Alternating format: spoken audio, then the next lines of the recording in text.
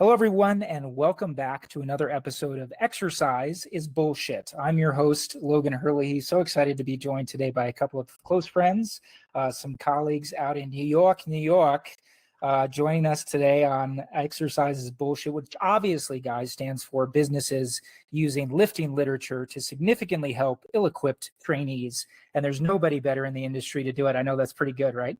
Nobody better in the industry to do it than Mike and Corriebeth Lipowski. So, guys, please say hello, introduce yourselves, and thanks so much for joining me today.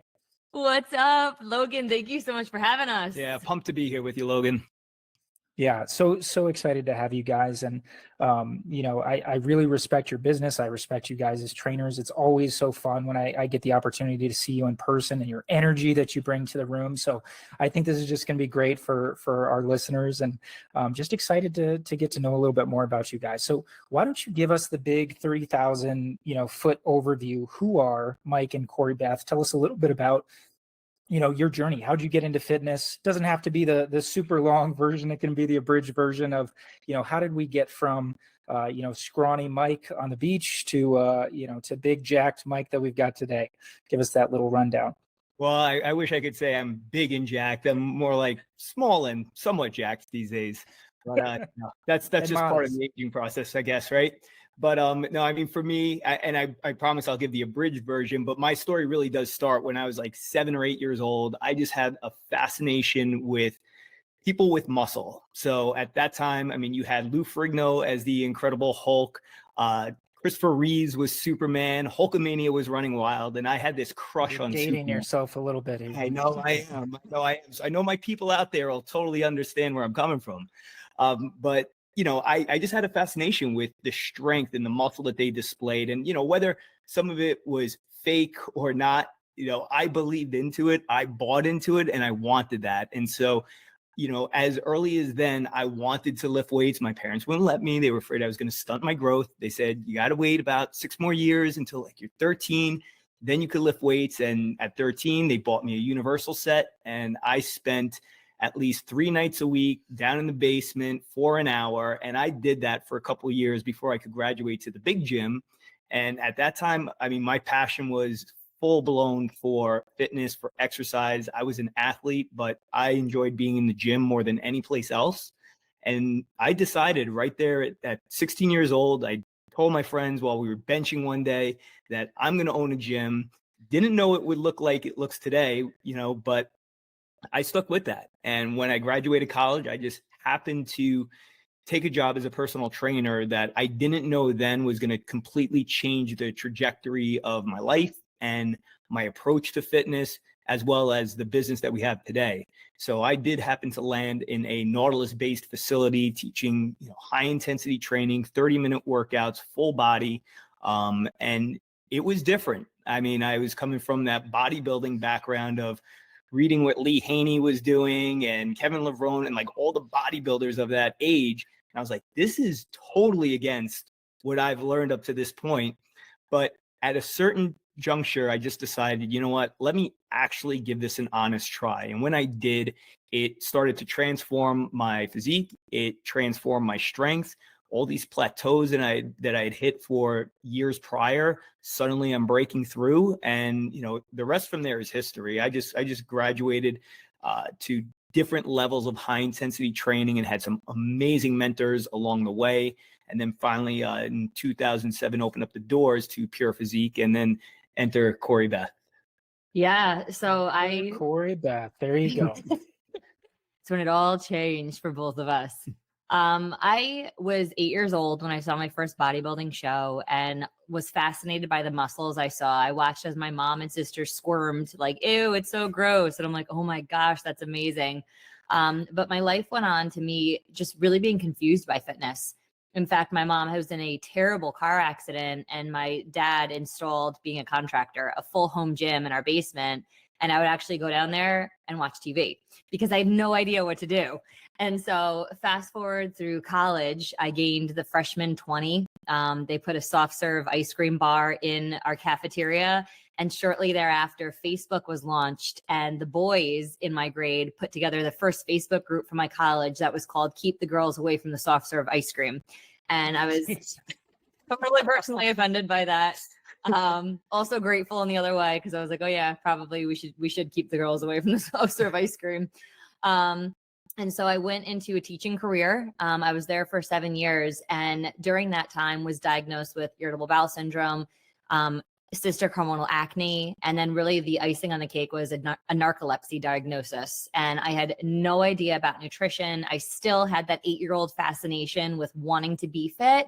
I read Cosmo, I read the magazines, I wanted it, but was so confused by all of the conflicting articles. And we didn't really have influencers maybe at that time, but supermodels. And I just figured you were just genetically blessed or not. And it was for me driving home from my teaching career, falling asleep behind the wheel in the middle of the day that I'm like, you know what? Something's got to give. I knew I needed to change my situation. I would be the only one to do that. And so I started sampling out local gyms. The last on my list of gyms, because all of them had failed my expectations, was Pure Physique. I walked in, I saw these bodybuilding trophies, and that 8-year-old in me was like, oh, wow, hold on. These people must know what they're doing. Whose trophies were those, Mike? Only one person in that place at the time. They were the guy behind the desk who I had no interest in, who I did not train with for my first training package there. It was actually a college friend who was working for Mike. That was the reason I even stepped foot in the gym. And I would see him. I'd be like, hey, Mike, bye, Mike. You know, have a great day, Mike. Never thought anything else, but I was so impressed with how this workout, high intensity training, started to change my body. And it was the first time something worked. And it was not long after, a few months, Mike broke his cardinal rule. He asked me out. I reluctantly went out because I didn't want to mess up my workout flow at this amazing gym that finally worked. But lo and behold, we went out. We had an amazing first date. And it was not long after he actually announced that he was going to be competing in a bodybuilding show. And for me, I was like, can I do this with you? And as we went through that process, all of a sudden my irritable bowel cleared up. My skin got clearer. All of a sudden I didn't have narcolepsy and I wasn't falling asleep in conversations behind the driving wheel or during movies. And it was this whole epiphany of watching my students, I was teaching middle and high school at the time, have these terrible diets and then terrible behavior or terrible eating habits and then terrible focus and concentration, that I'm like, my mission is not in the classroom. My mission is actually with the parents of the kids. And so it was actually the last night of our honeymoon. We decided I would leave my teaching career of 7 years. We'd go into business together. And that has been our journey for the past 13 years of Pure Physique.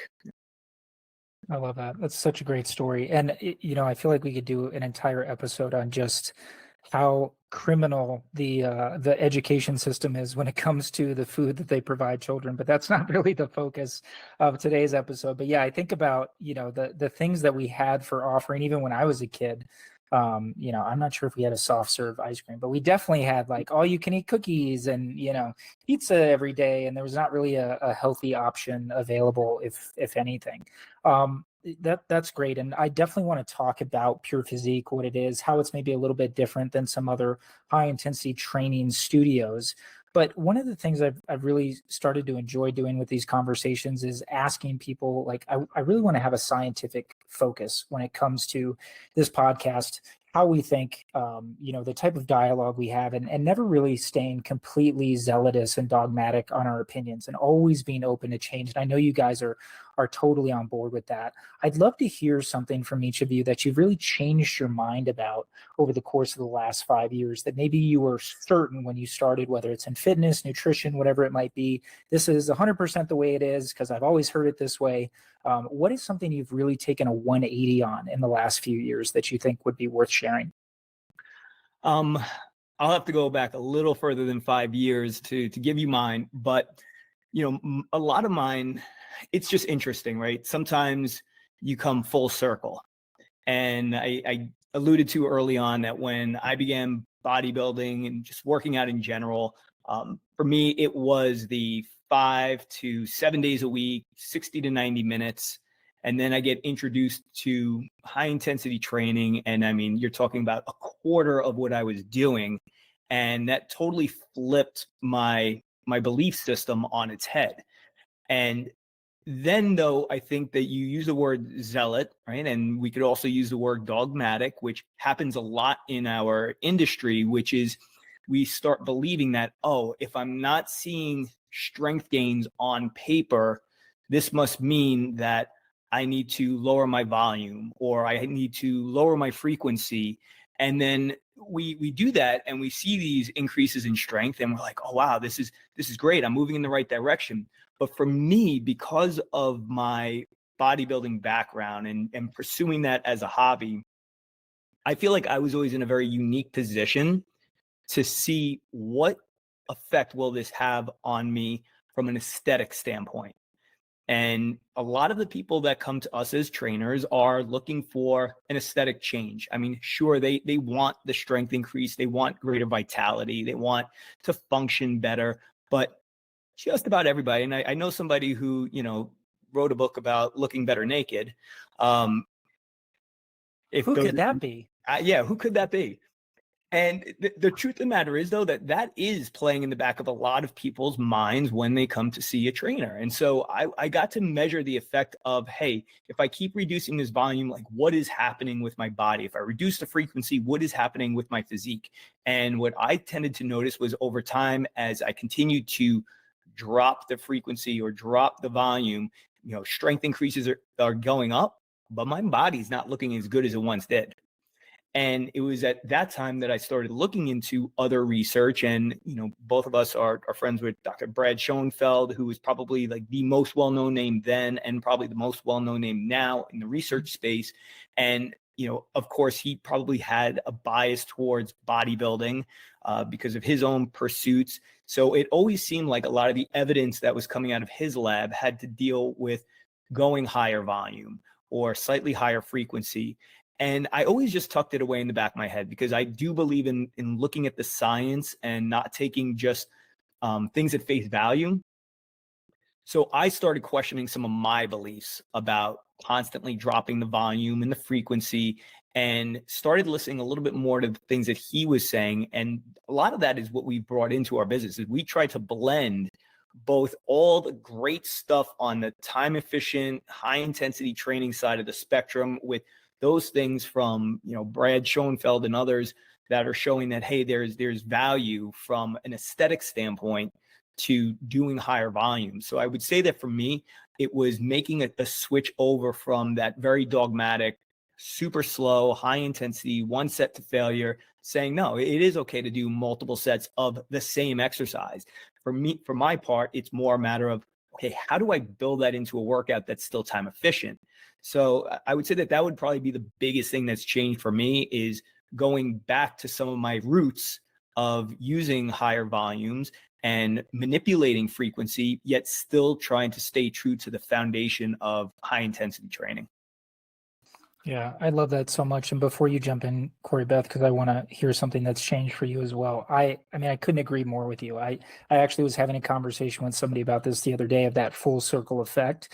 And, it is almost coming back to square one, but at the same time, realizing that the volume difference is major, right? Like when I was 16 and I was doing more volume, it was like, it didn't account for anything. It was just there. I thought I had to do 10 sets of everything or a 5x5 or whatever it is. And now I think you can definitely get more scientific and more specific about where are you trying to focus on, right? Like in having some conversations with people who are high level bodybuilding coaches that still fall under the umbrella of high intensity training too. Like how do you target those muscle groups that are maybe lagging behind? And I think that's just something that like you touched on too. We're just so dogmatic about that. If you want better results, if you want to get stronger, which I kind of agree with, decreasing volume, giving yourself sufficient recovery is probably a good thing. But is strength your only focus? And that's the question you really have to ask yourself and understand is, I've had this conversation with a few people too of what I call optimization versus sufficiency, right? Do you want to optimize your physique?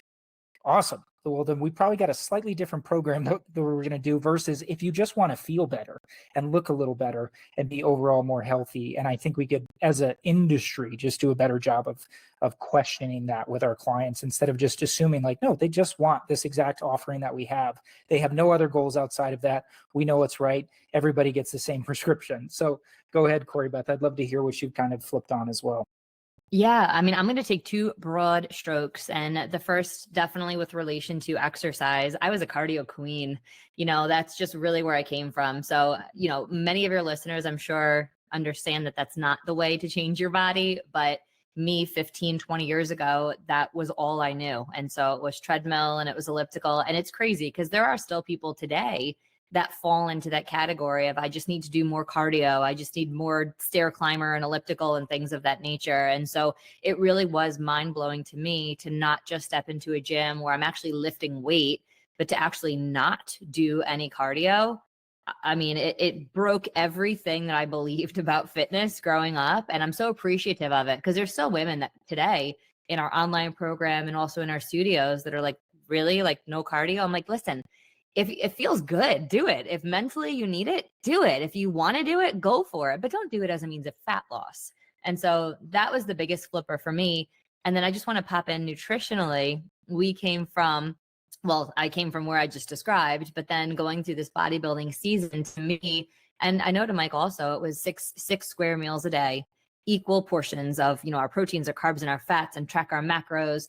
And it was incredible because it worked. And to now be parents of two young boys and running our businesses and homeschooling and all the things that we do, to be totally on the opposite side of that, where we're more me now than Mike, but intermittent fasting, eating more on a carnivore lifestyle, 2 to 2.5 meals a day. And actually for me, feeling better than I did back doing those 6 square meals that I believed was the only way.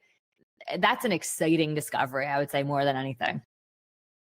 Yeah, I think both of those are great. And honestly, I still see the cardio thing whenever I go to the gym. I currently, as we're opening up our studio out here, go to like a local big box gym, and I have to walk past, the treadmills and the ellipticals every time I go to the sauna, because that's literally all I do there. I just go there to use the sauna.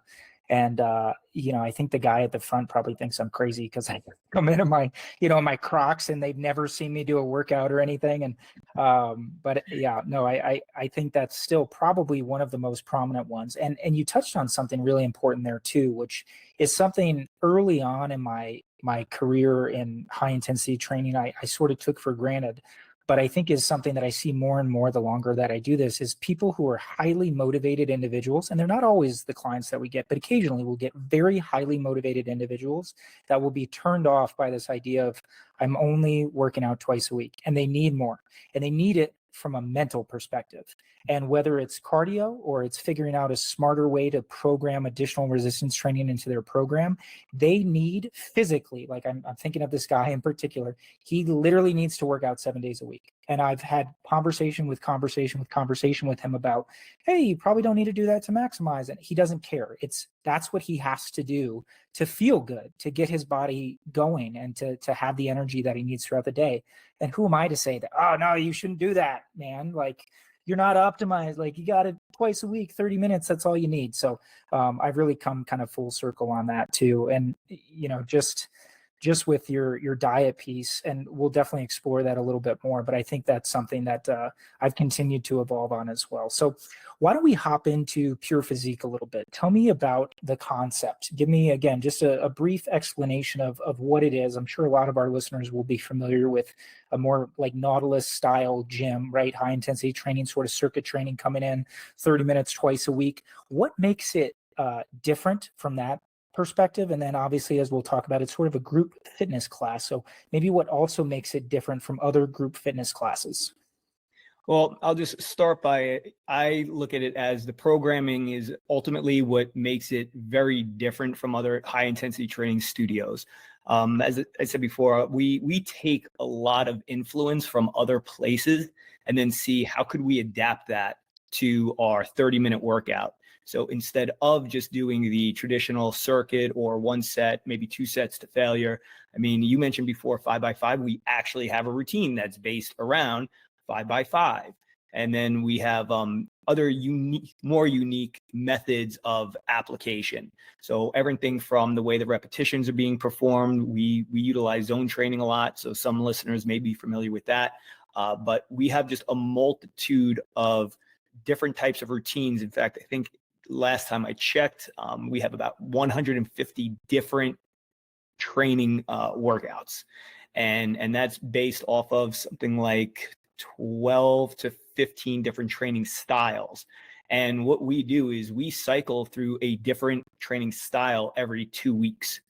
So it is constantly changing. And then within the studios themselves, or even through our online program, it's a different workout every time somebody shows up. So they are never repeating the same exact sequence.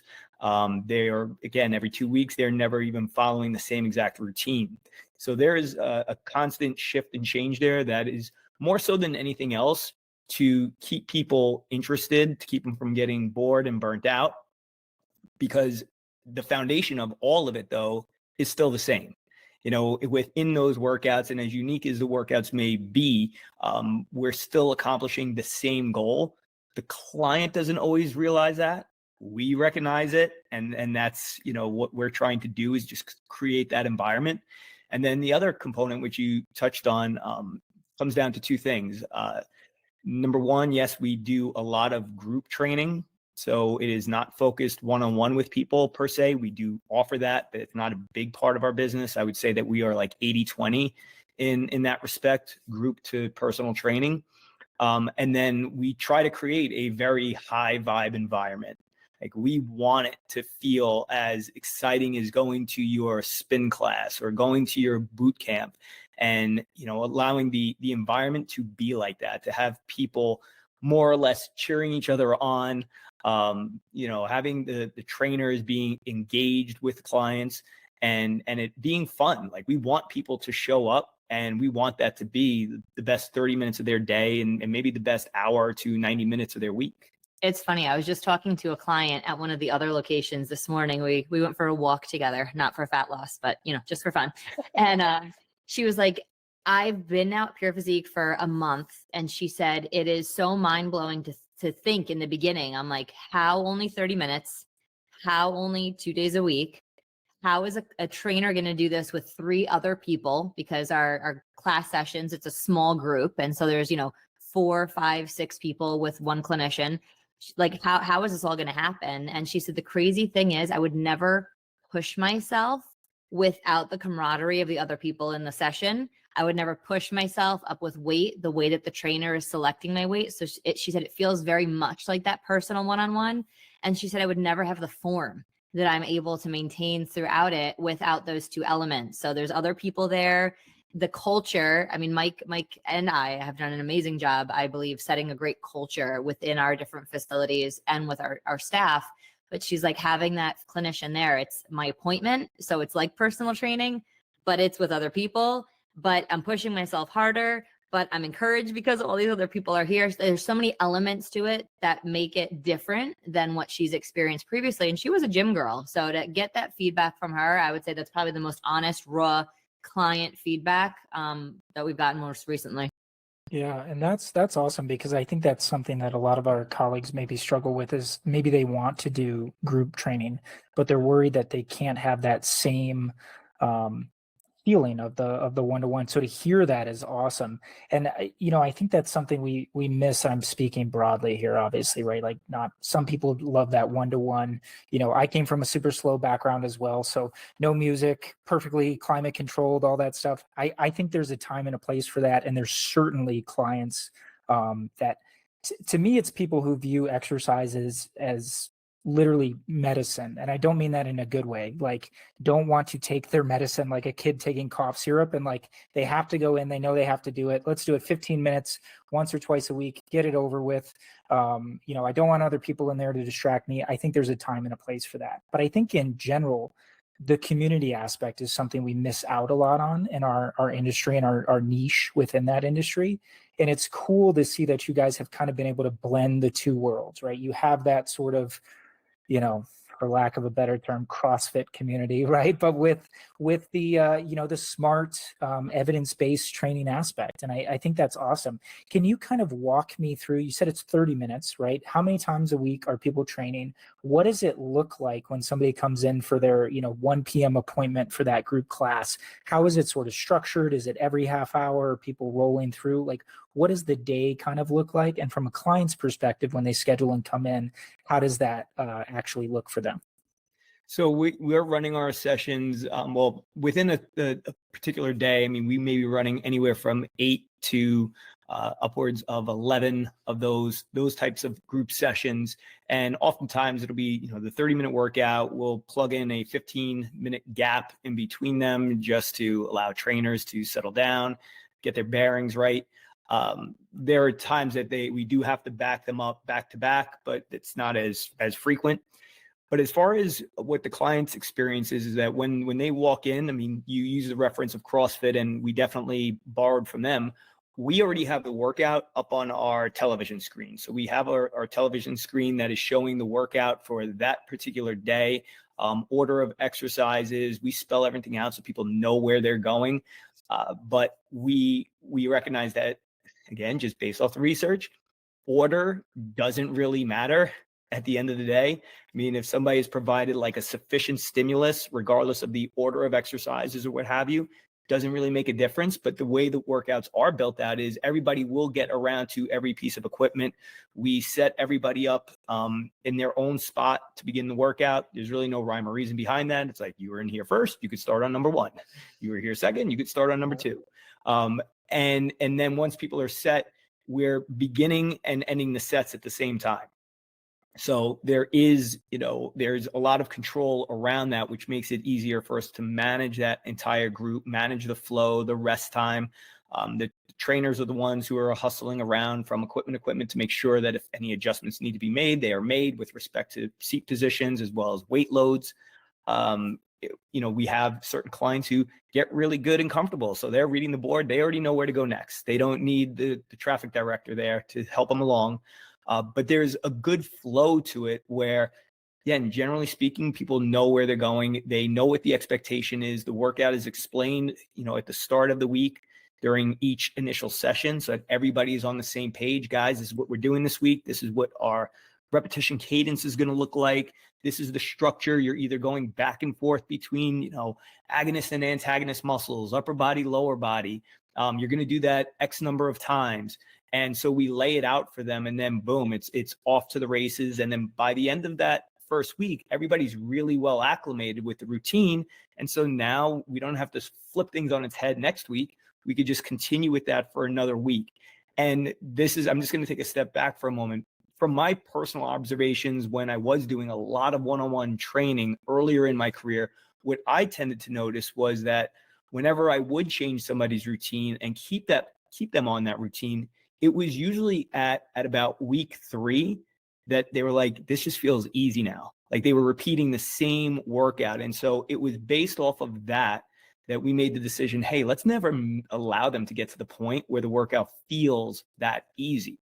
And I'm sure, colleagues of ours are going to probably question, well, how specific can you be with a client if you are managing a group? Which, to answer that question, you don't need to be as specific as you think.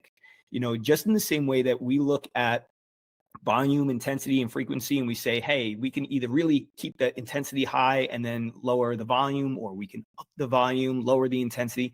Well, there's a really interesting element when you're training in a group, and we've all kind of talked about it a little bit so far, which is there's a little bit of a different type of motivation.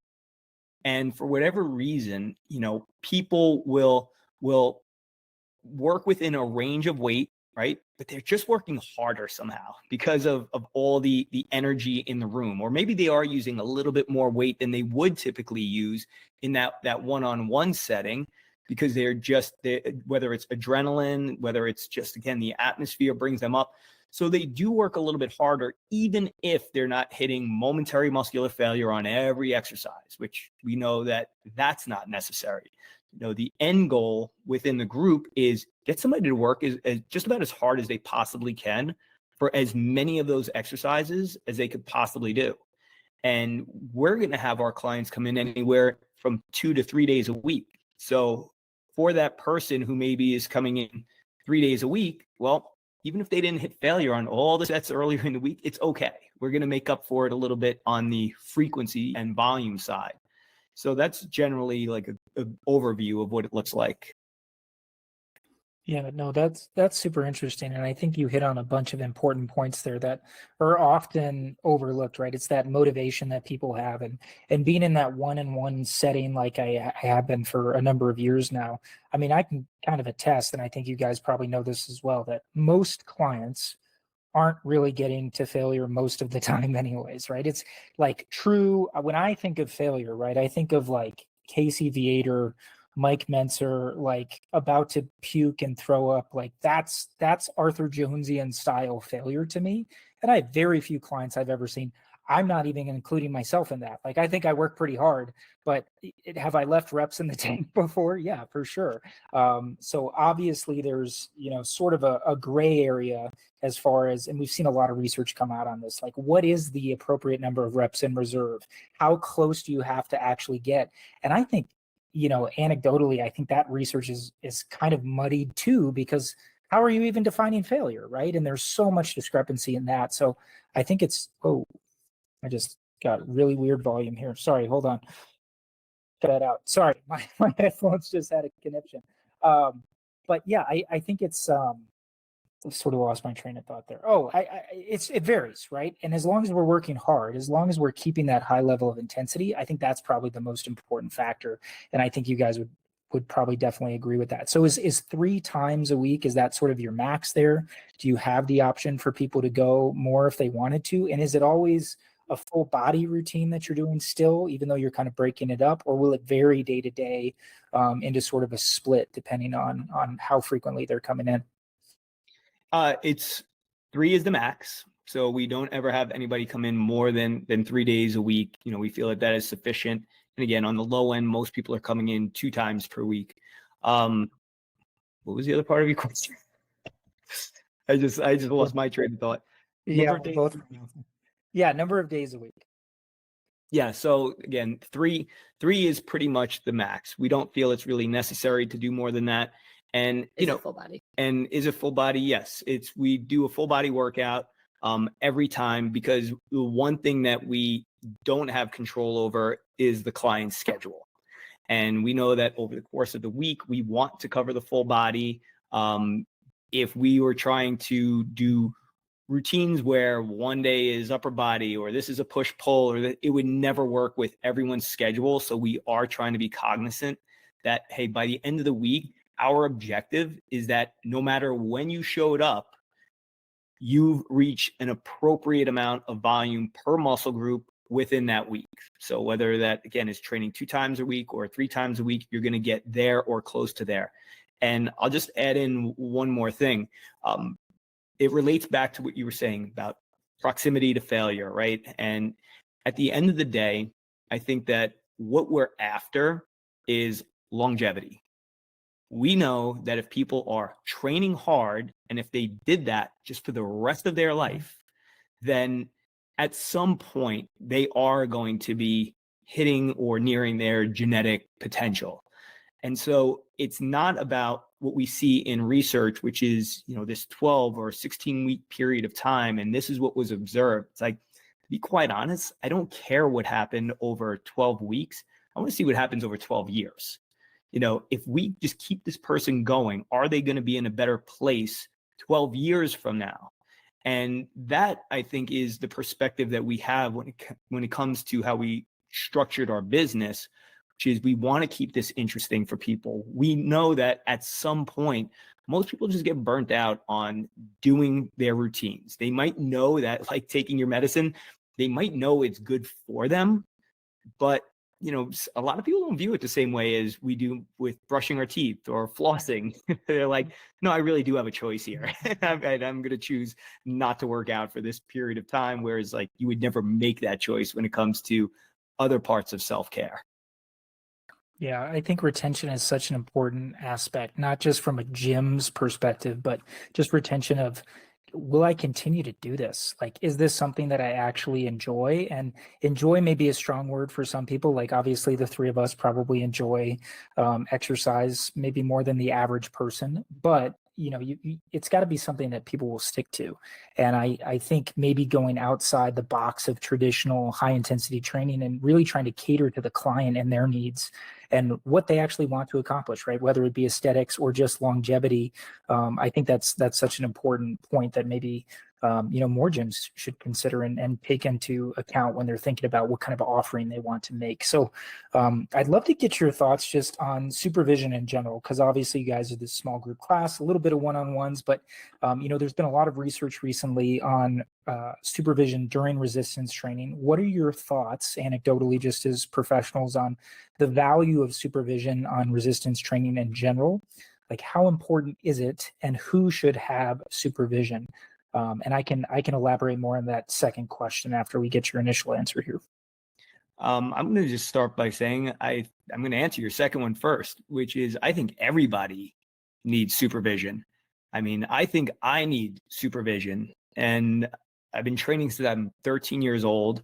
I'm very good at working out, and even I catch myself when I'm training myself, not training as hard as I could be, definitely faltering on form here and there. I mean, it might not be much to the naked eye, but truth be told, I know.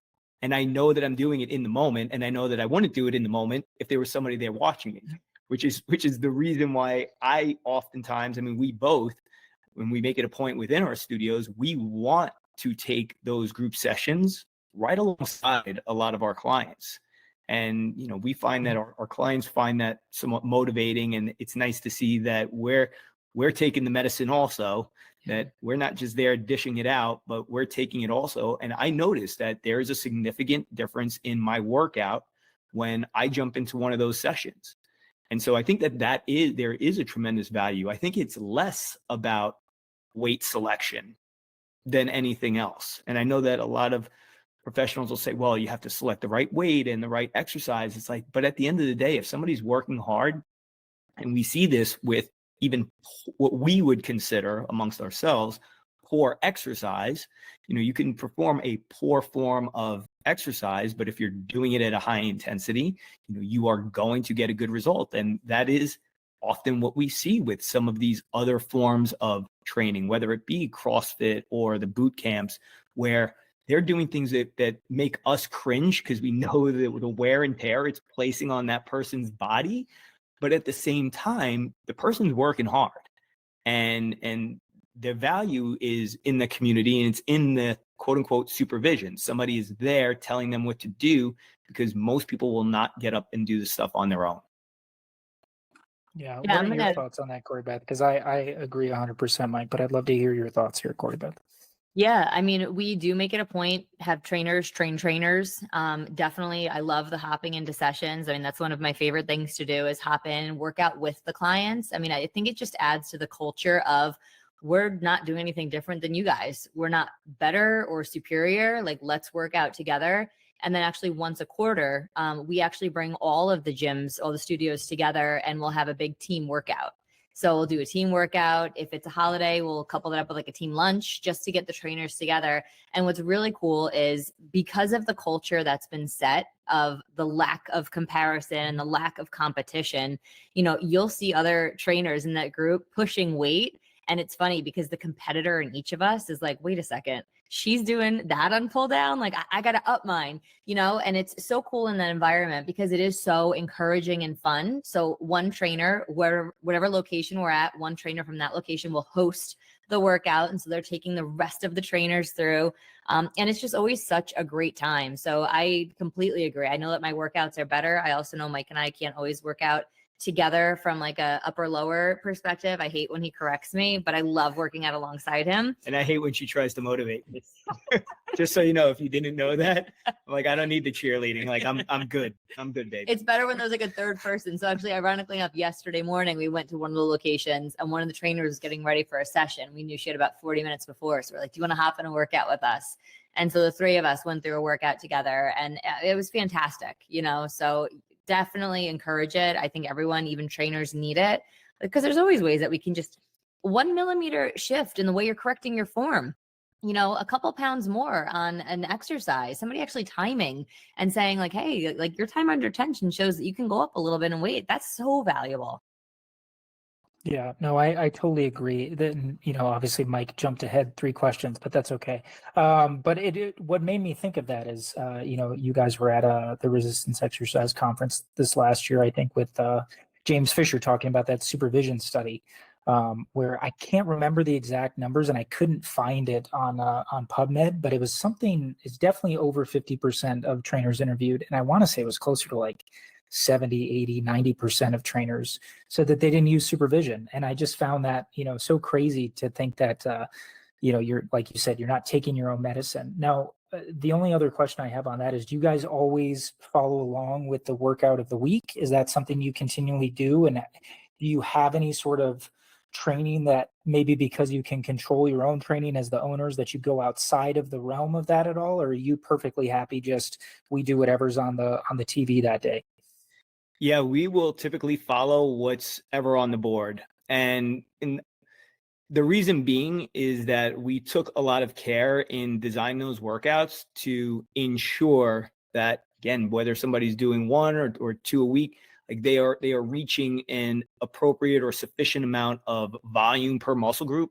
So I know that there's no value in me going outside of what's already been designed. Like I know that it is going to be a suitable workout. The only times in which we may take some change from that is if, just like we would do for a client, if there's a certain exercise that bothers us, if that week we prefer a particular exercise for some other reason, we may do that. But that's the same thing that we would do for a client. I have certain clients who are like, I just despise that exercise. Like, and I know that I don't want it to ruin their day by forcing them to do it. I mean, some people I do, but know thy client.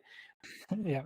And we're no different. Like I know that certain things are not good exercises for me because they actually trigger points, which will then cause me to get a headache. So is it worth doing that exercise? No, I'm going to swap that one out.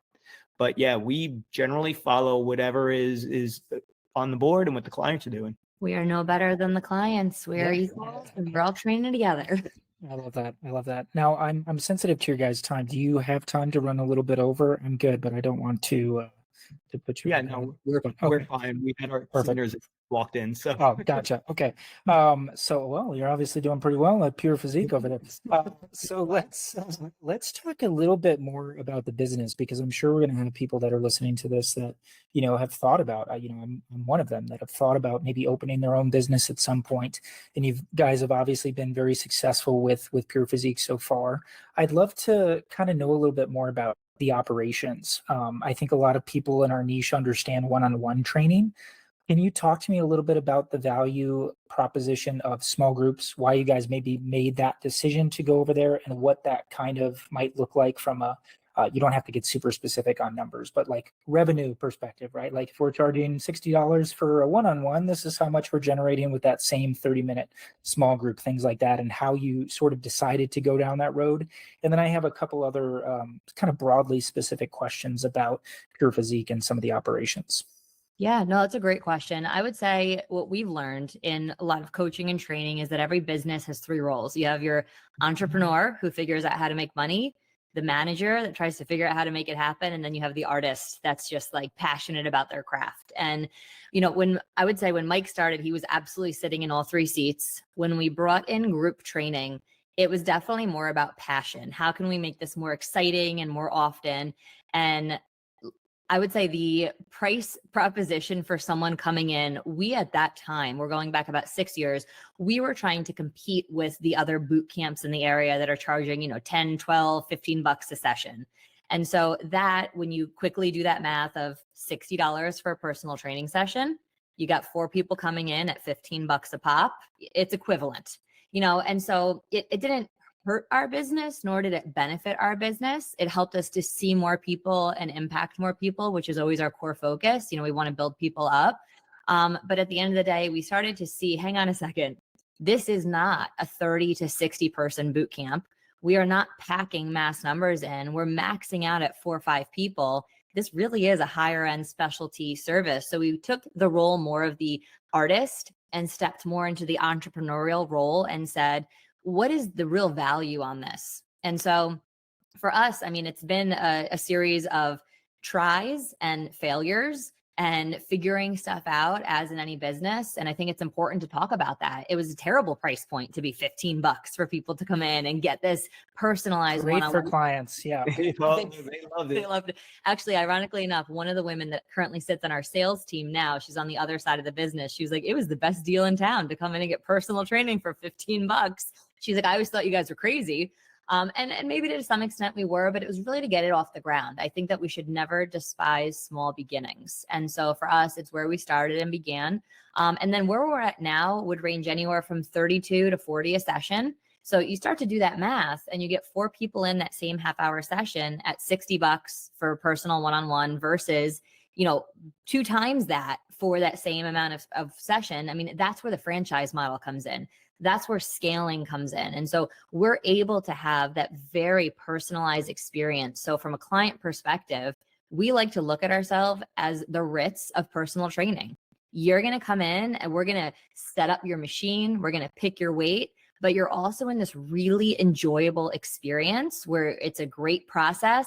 No matter what studio you go in, from town to town or state to state, everyone is doing the same workout on the same day. There's a Facebook group where maybe they're commiserating together. I hate this style of training. We get on our Friday meeting with our team. So everyone is very well connected and well versed, where Mike is saying, hey, this is what this style is. Let's get everybody on the same page. So from a business standpoint, it was a great move for our franchisees, and for future franchisees signing with us. It's a scalable model because we're all limited by the number of hours in the day. We're limited by the space that we have. And so it's a more profitable aspect of the business, but it's also an opportunity for us to reach so many more people in the same hours that a normal business would be able to be in operation. So it really serves both goals for us.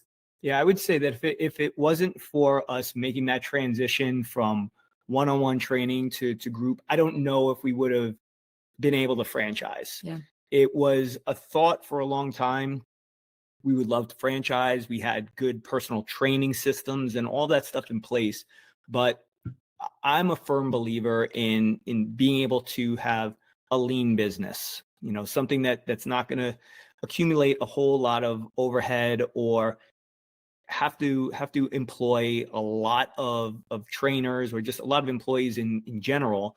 And it was really cracking the code on how to run our small group that really made it all possible. I think all the other systems and processes were always in place.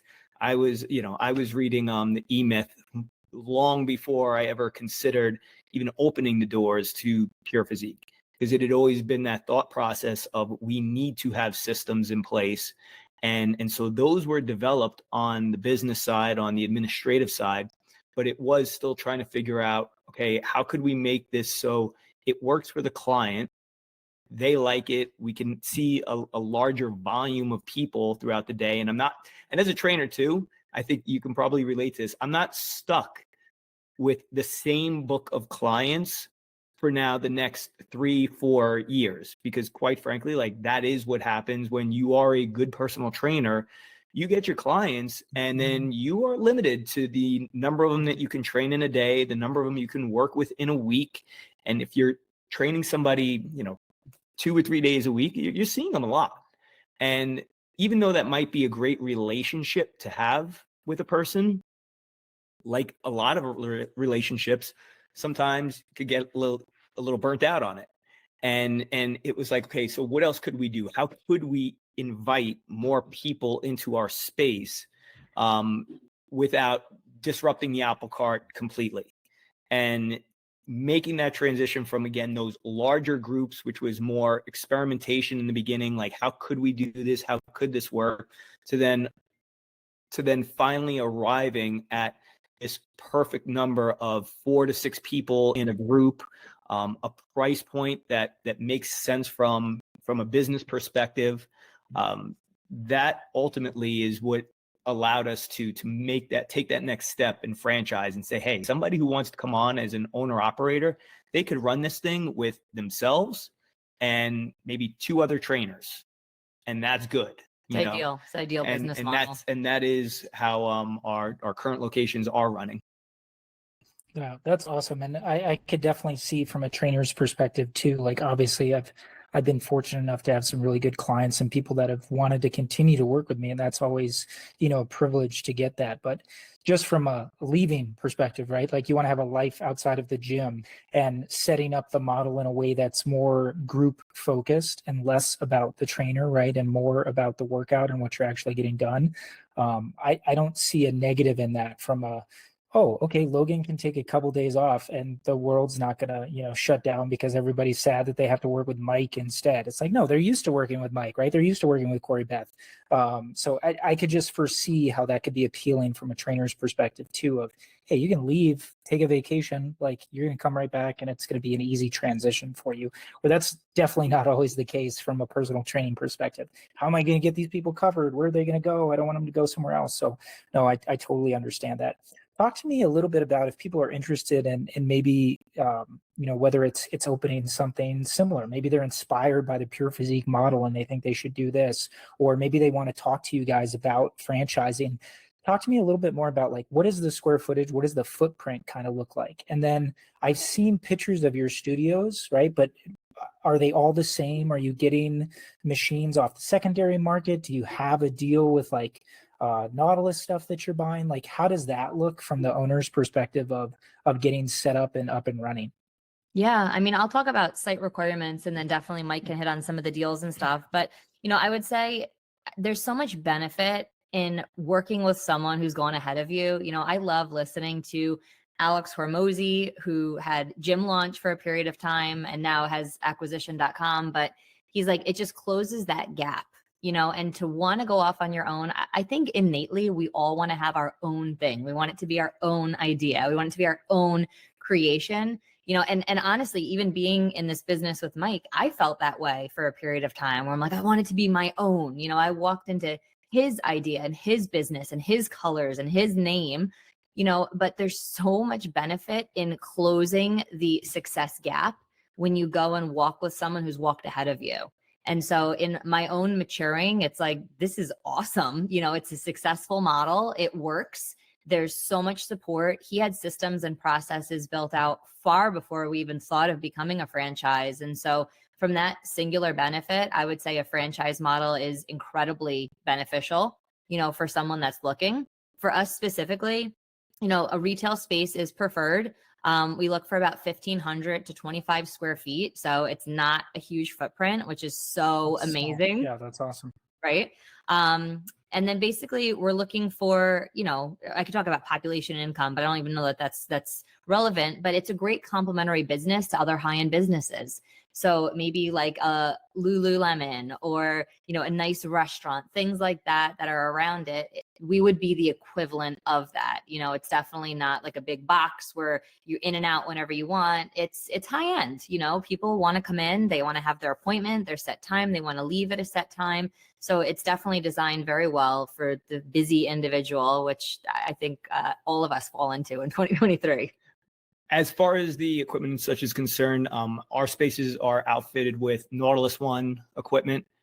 That is just ultimately what we arrived at. We just like the equipment, and especially for the group setting, it is ideal because we don't have to play around with pins, and it's something where even the client could sit down and quite easily just, we dictate the weight, they just turn the knob. Yeah, the dials are great. For those who don't know, the Nautilus One has it's essentially like a giant Bowflex adjustable dumbbell, right? So I had a Nautilus One leg press in my garage. I sold it to a buddy before I moved out here. So it's a great piece. So I totally understand that, but keep going. Sorry. Yeah, no, I mean, to your point, like there's a certain ease of use there.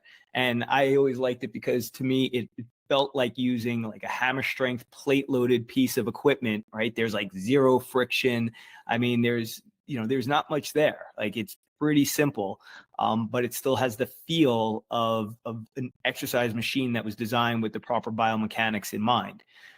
So yeah, we're big fans of that. But then we also will utilize TRX. We will utilize dumbbells. Not too much in the way of bands, but definitely body weight exercises. And we like to utilize a high variety of exercises. So again, going back to what we were stating earlier, people don't get burned out doing the same shoulder press over and over and over again. It's like we love doing our Nautilus One shoulder press machine, changing hand positions, but then also going to a seated dumbbell press or squat press, something outside of that. And I also just personally feel that there's benefit from a wear and tear point of view, that as great as machines are, I mean, those two are just keeping us in the same plane of motion over and over and over again. So for that reason, as I was saying, that's the equipment setup. Generally, the facilities are set up the same in terms of where equipment would be placed, but some of that is going to be subject to each location's size and layout. So as you know, some retail spaces are going to be a little more narrow and a little deeper, and then others might be more of like a square. And so generally, though, we want to make it so that based off of the way that we have the routine set up, it's very easy for clients to move from one piece of equipment to the next one, and that it's easy for a trainer to be able to work the room. It's a benefit of the franchise model, because if this were my gym and I was putting equipment, that's a real pain to move again when it's not set up properly. When you have a team that says, hey, this there, that there, it helps you to overcome failures quicker. So instead of falling and crashing and burning, like, oh my gosh, I shouldn't have done it that way, something as simple as the setup of your space is already designed for you so that you could just get into business and plug and play, be successful. And is it a specific package that you guys have? You mentioned similar equipment everywhere. So is everybody getting the chest press, overhead press, pull down? Like they know what to order. Each location's having that same stuff. It's just the distribution of where it's going in the physical space might be a little bit different. Precisely. Okay. Yeah, that's great. Just kind of plug and play with all of that. Do you guys have a sort of a in with Nautilus for that too, knowing that they're going to be? Yes. That's awesome. Smart. Good for franchisees to know. Yeah. No, that's great. What is the again, and you don't have to get too specific because I know you guys have a franchise website and stuff as well that I would definitely recommend if anybody's interested, check that out. But just big picture, what would it look like to invest in a franchise if somebody's interested? Startup costs, obviously there's going to be variations depending on the size of the location, where you are, what kind of rent you're paying. But just from a startup perspective, what would somebody potentially be looking at if they wanted to start a Pure Physique? Yeah, it's a great one. And of course, we can't get into specifics unless they, signed FDD and all that. So for sure. Do it the right way. But I would say for someone looking, you're going to pay a franchise fee. And so that can range from, 25 up to as much as $100,000. That's to sign with the brand. Most franchises. Franchises. No. Got it. On the lower end of that. Just want to make sure it's clear. It's like, wow, they have a pretty wide range. Franchise fee. Oh, you could say we have a $40,000 franchise fee. And then the total investment, soup to nuts. I mean, the biggest difference maker is going to be real estate, but you're talking all in between $190,000 as much as $215,000. And then the cool thing is the equipment is leased, so it's a lease payment. It's not an upfront. So that's really helpful for a new owner to not have to come up with upfront cash there. And again, there is a huge range. Listen, McDonald's is $1 million for their franchise fee. So, we are definitely affordable for the personal trainer that wants to go out on their own and do something, right? But that's something that's also not going to cause them a lot of headaches and failures, but actually be successful. Yeah, no, that's great. And I think, once somebody actually starts looking at what it costs to start a small business, that's definitely actually appealing there. And I'm sure you guys are great about walking people through that small business loan process. We don't have to go too much further into that, but I think it's interesting to hear what people are doing, especially in our space, and what those different opportunities are. Like you said, if you wanted to walk hand in hand with someone instead of trying to reinvent the wheel and do it from scratch, and I can't think of a better team to potentially do that with for someone. So last thing I want to talk to you guys about before I let you go, because I am sensitive to time here, is talk to me a little bit about your carnivore journey. Now, you touched on it a little bit, Corriebeth, and mentioned some of the transformations that you've had. I'd just love to hear what sort of spurred that, because we talked about the 6 meals a day, the kind of bodybuilding background with all of that. What happened that sort of got you into it? And we don't have to go too deep into the science and get everybody commenting and all pissed off, but really just what has that journey been like for you? You know, what does that look like on your end?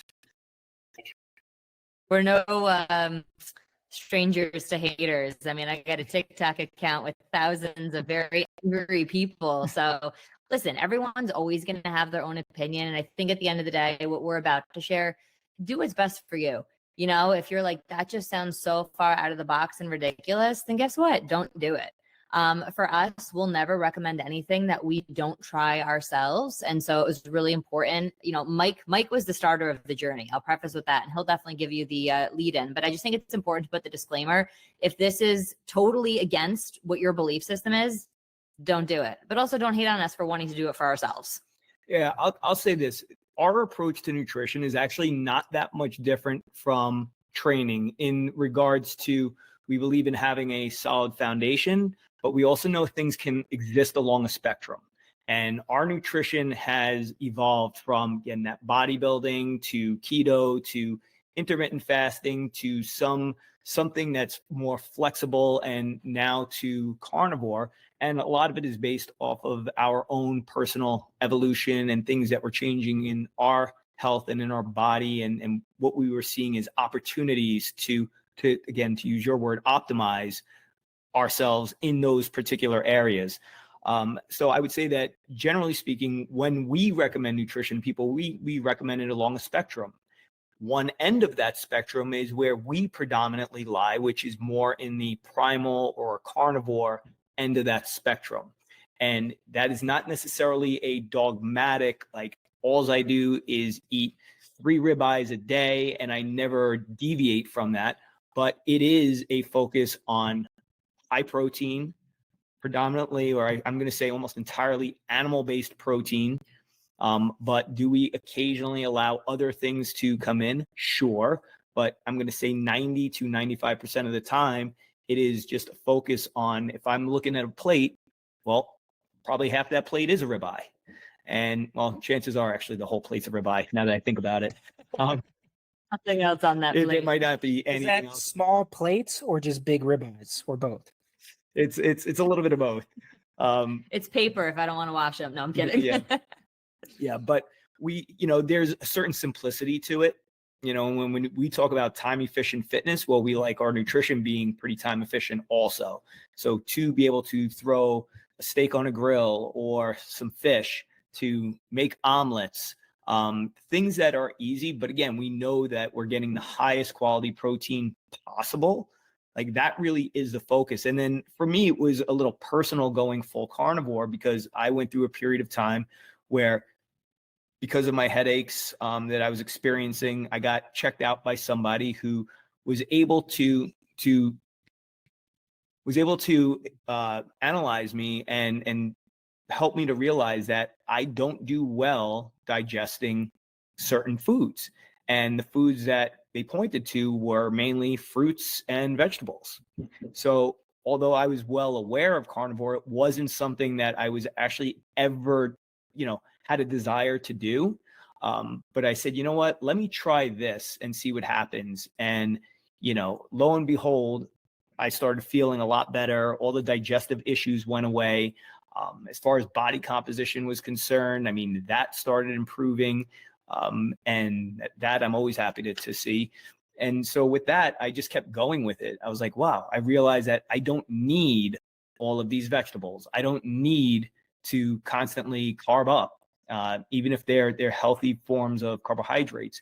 And because I was feeling better around it, it encouraged me to dive deeper and to learn more. And that's when I, brought it to Corriebeth, and she totally poo-pooed the whole idea until she gave it a 30-day try, like a solid 30 days, like, see what happens. And when her bloat started going away and she was feeling better and realizing that, a little bit of a cloud had been lifted, that's when she bought in. And but as I said, it's an evolution. We recognize that we can be carnivore or eat that way most of the time, but it also doesn't deter us from being dogmatic, and saying like, hey, this is the only thing.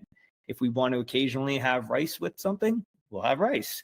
If we want to occasionally, indulge in an ice cream with our boys, then we're going to do that. But this is the foundation of what we do. Yeah.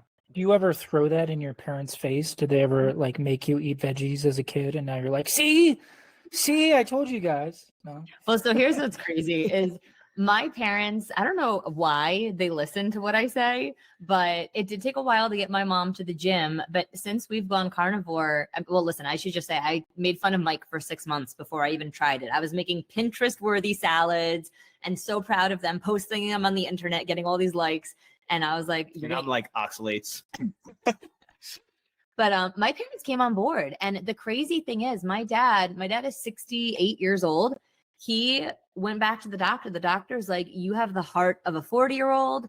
Your labs are the best they've ever looked. I mean, all these things were like, wow, that's crazy. I think your parents thought we were a little crazier, but his dad, like a little after, came on.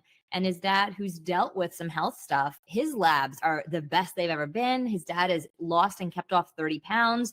So the crazy thing is, for all of what we've been taught about red meat is scary and it's bad and cholesterol and don't eat butter and fat's going to make you fat, we've proven to ourselves that that's not the case.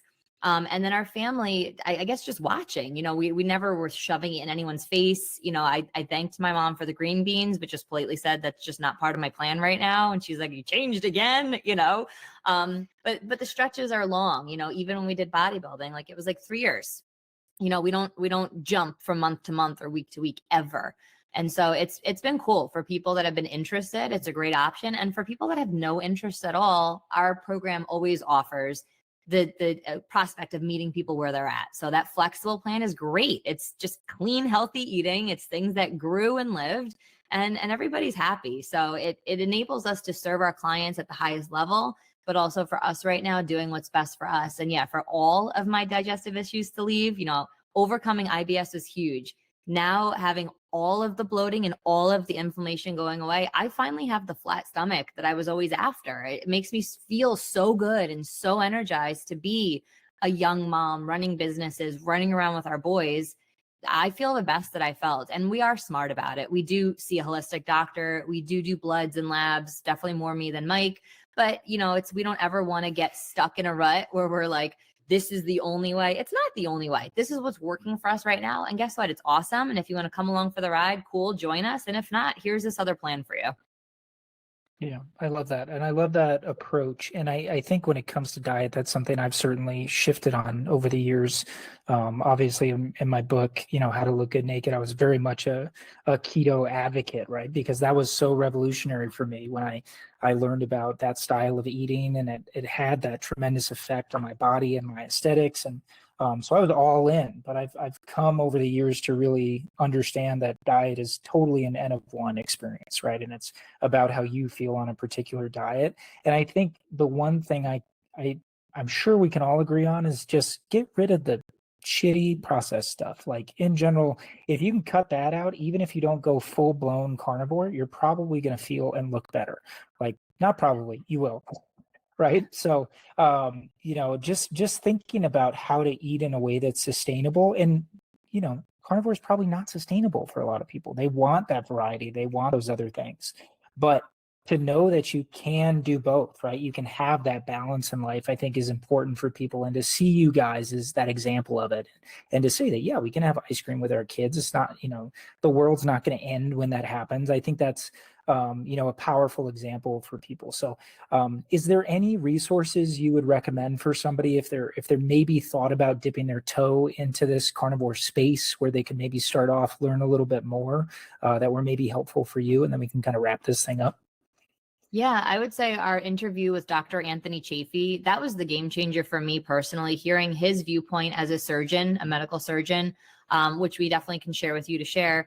And then beyond that, Judy Cho, actually known as the People's Nutritionist, just put out a phenomenal guide for people starting out on carnivore. So there's no, like, we're not getting any kickbacks from her for recommending that. That's just like purely, she is an awesome person. And I think that guide she's worked so hard on the last year to come out would be a great place for people to really get some sound information. Yeah, we've had both of them on our podcast, and Judy Cho's first book is called The Carnivore Cure.